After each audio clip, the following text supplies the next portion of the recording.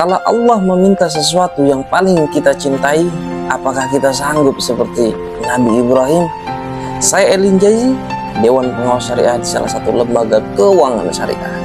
Banyak orang merayakan Idul Adha hanya sebatas menyembelih hewan kurban. Padahal di balik itu ada ujian cinta, keikhlasan, dan tauhid yang luar biasa. Kisah Nabi Ibrahim, Nabi Ismail, dan Siti Hajar bukan sekedar cerita keluarga, tetapi pelajaran tentang bagaimana mendahulukan Allah di atas segalanya.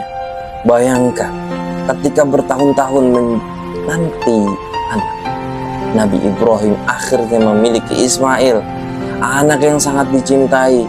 Namun ketika cinta itu begitu besar, Allah justru menguji beliau. Dalam mimpi, Nabi Ibrahim diperintahkan untuk menyembelih putranya sendiri. Dan yang luar biasanya, bukan hanya ketaatan Nabi Ibrahim, tetapi juga jawaban Nabi Ismail. Wahai ayahku, lakukanlah apa yang diperintahkan kepadamu, insya Allah engkau akan mendapatiku termasuk orang-orang yang sabar. Ketaatan ayah, kesabaran anak, keikhlasan seorang ibu, semuanya bertemu dalam satu pelajaran besar, tauhid di atas ego dan cinta dunia.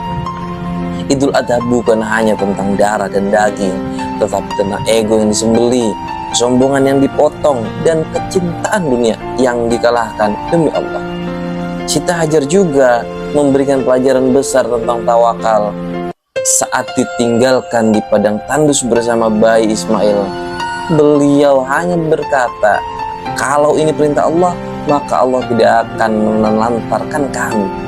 Dan dari keyakinan itu lahirlah air Zam-Zam yang terus mengalir hingga saat ini. Allah pun berfirman, sesungguhnya ini benar-benar suatu ujian yang nyata. Di Idul Adha tahun ini, coba tanyakan ke diri sendiri, apa yang selama ini lebih saya cintai daripada Allah? Ego, harta, popularitas, atau jabatan?